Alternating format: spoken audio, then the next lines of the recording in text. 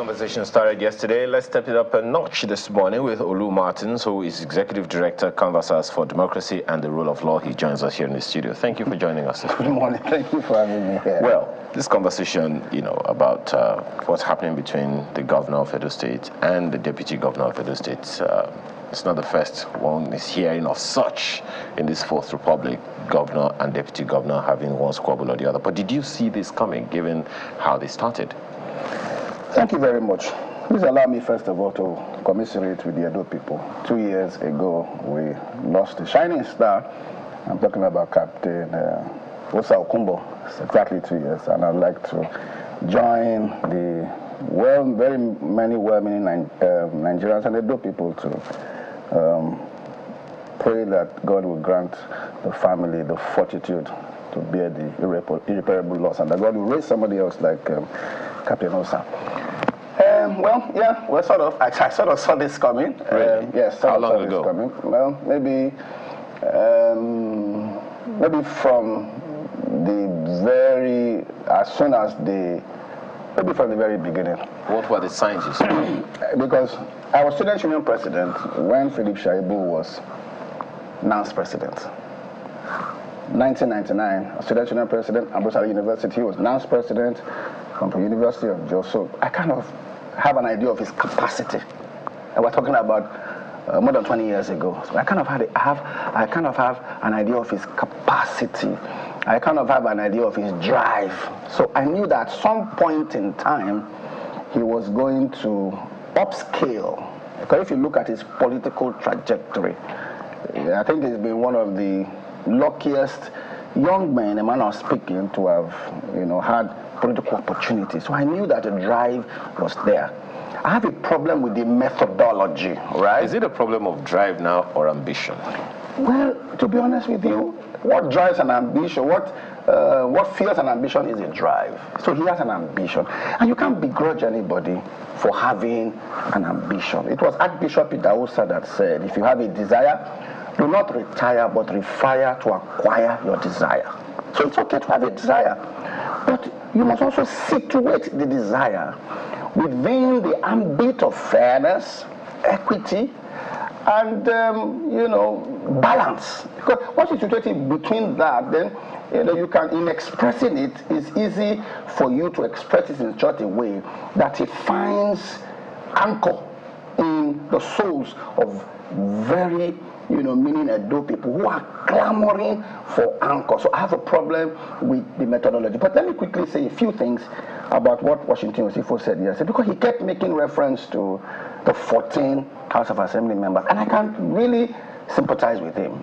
He's pained, and he has a right, to be pained. But it's important to say that he didn't submit himself for inauguration, because he kept saying they were shut out.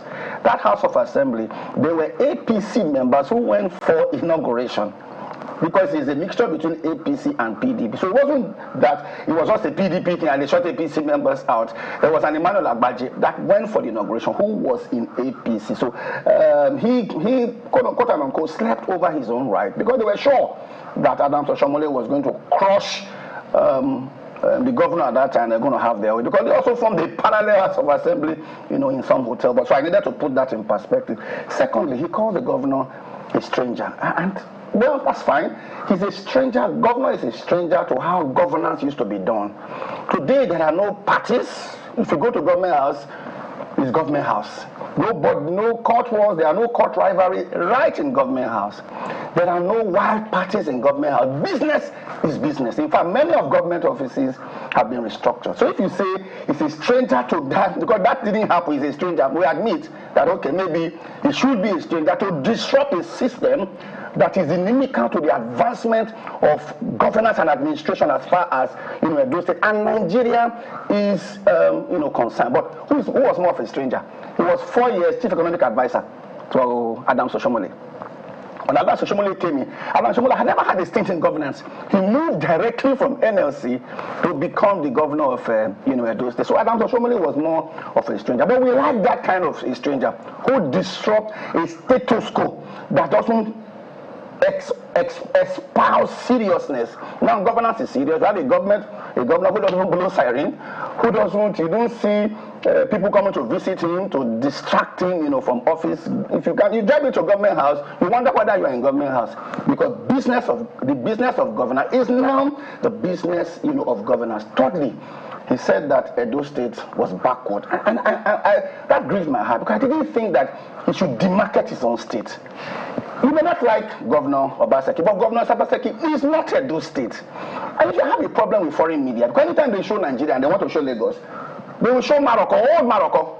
They will show Oshodi, where there is heavy traffic. They will not show the Atlantic City. They will not show what is married in the Banana Republic, the Banana Island, because they create the impression that we are backward. And I don't think that as a former commissioner and as a bona fide citizen of Edo State, he should demarket his own state. A lot is going on in Edo State, a whole lot, and he does need to come and see what is happening in Edo State. Edo State is the only state that is paying 40,000 naira. Edo State is the only place that has its own independent power project, 90 megawatts. What Edo State receives from DISCO is 110. What Edo State is now producing independent is 90. So what it means that when I have 190 megawatts. So at what point did they raise? So I take exception to the demarketing.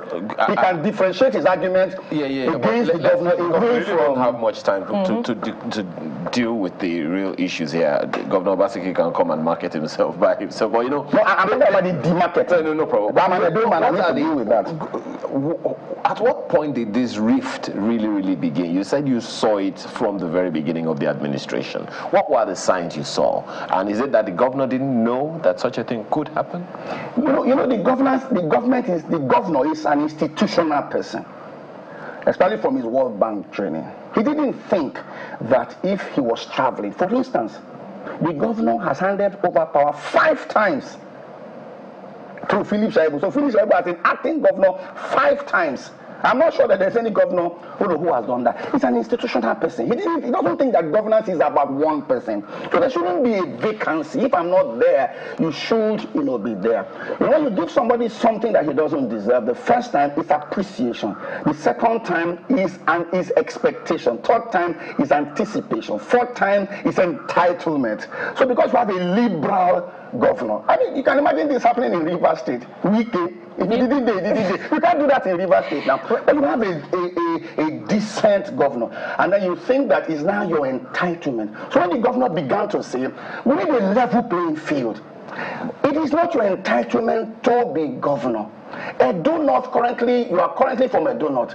The minister designates is from Edo North. Adams Oshomole was from Edo North. Ogiadomo was from Edo North. So between 1999 and now, Deputy Governor and Governor, Edo North has had 24 years.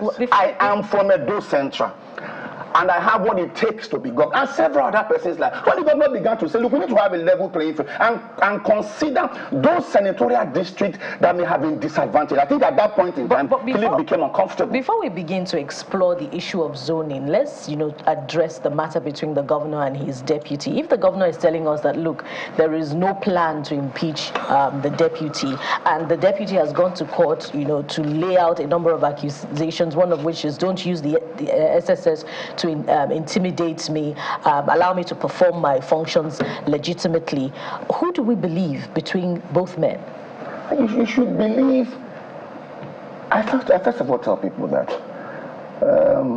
for purpose of intellectual rascality, even though the governor has gone on to say we don't want to impeach the deputy governor, but is impeachment such a bad thing, really? To be honest with you, the impeachment clause wasn't put there for decorative purposes. I was student union president. I was impeached.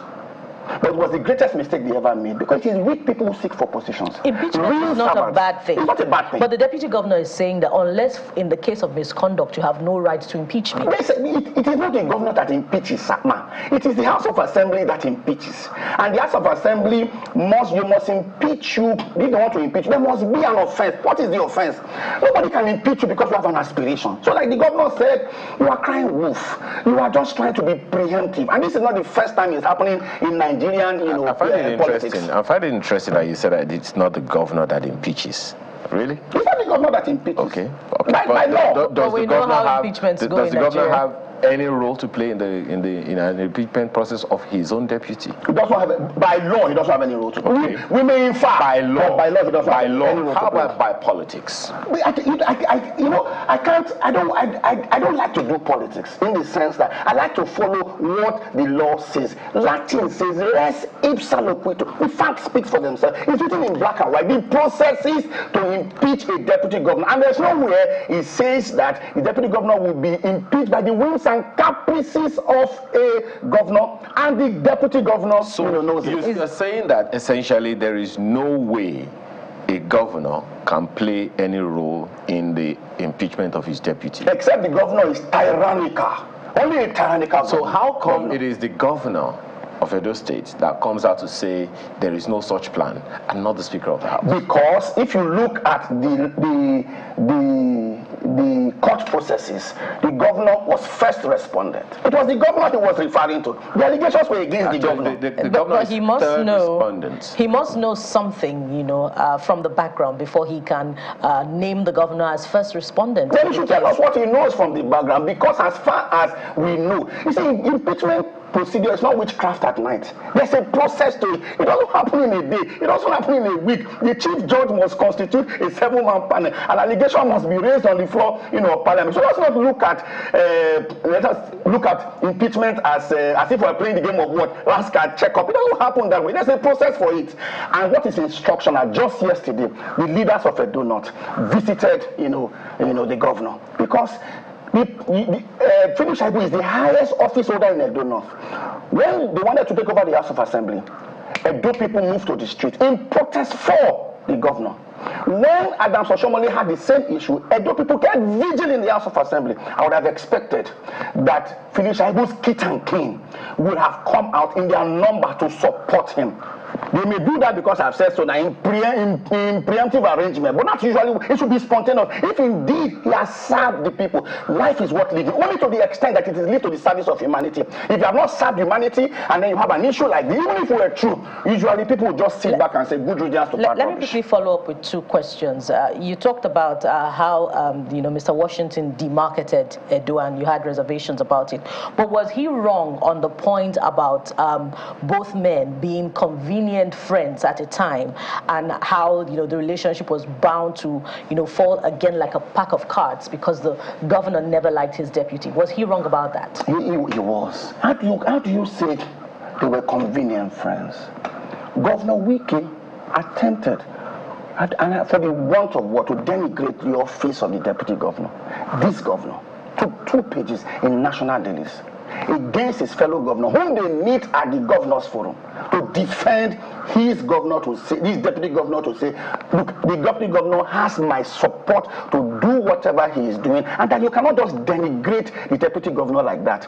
When they were seeking for the ticket of PDP, the PDP wanted a trade and said, give us the deputy governor. You can't have the yam and the knife. That meeting took place in Chief Raymond Dokweshi of the blessed memory in his house in Agenebode. And the governor said, look, I came in with this man. We will sink and swim together. I can tell you that is the crux of the rift that the governor has with the party. He says, I must stick with my deputy. Otherwise, the arrangement normally will be, if we are giving you a ticket, we'll give you a ticket. But the party must now supply the deputy governor. And the governor stood stoutly for him. How can that be a convenient arrangement when the governor has demonstrated copiously again and again that I like this young man, and I'd like for us to continue governance for the betterment of the Edo people. So in trying to understand what is the responsible for the rift now, what is the offense, if I may ask, of Deputy Governor Philip Shaibu, besides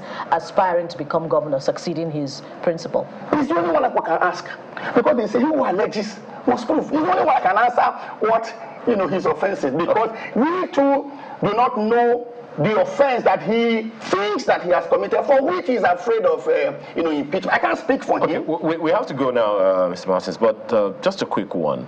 Are you completely vindicating Governor Obaseki in all of this arrangement, that he has no fault whatsoever?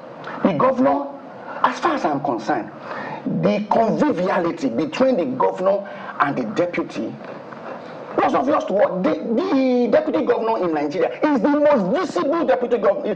Shaibu is the most visible deputy governor in this Fourth Republic. No governor has given his deputy the latitude and the freedom of expression as the governor has done. And in fairness is that some people tell the governor that, maybe, it's your fault because sometimes some people don't know how to use such privileges and use it modestly. The point has been made, Mr. Martins, and one just can only expect that for the love of the people of Edo State, all of this will be dealt with amicably.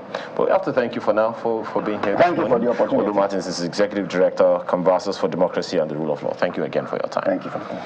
Now, your own content on this program this morning. Henry Okeke, let's begin with your own mail, says it's imperative that the ministers, when eventually sworn into office, must maintain the same humility and magnitude of respect for the legislature as they appeared for screening.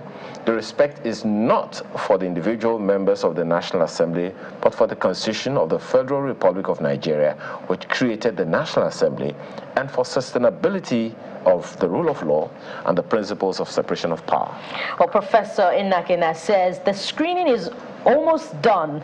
Attention must shift to governance and the parliamentary oversight to guide the ministers and guard the sustainability of the democratic ethos, which opined that despite the separation of the organs of government, they must not work at cross purposes, but work to complement each other's work for the dividends of democracy to trickle down to ordinary folks. And Oshinowo Kingsley is tweeting. He says, Nigeria remains a rallying point in ECOWAS and Africa as a whole. We can't afford to be pushed into war with our neighbor. Let's bear in mind the security challenges we have in the north. The people of Niger should rise up themselves to reject autocratic ruling. All right, so there you go. That is the show today. We do thank you all, as always, for letting us be a part of your day. We'll see you again tomorrow. I am Train Baluna, so have a very good day. Thank you for watching. Thank you for your feedback as well. I'm Malkwe Ogun Yusuf.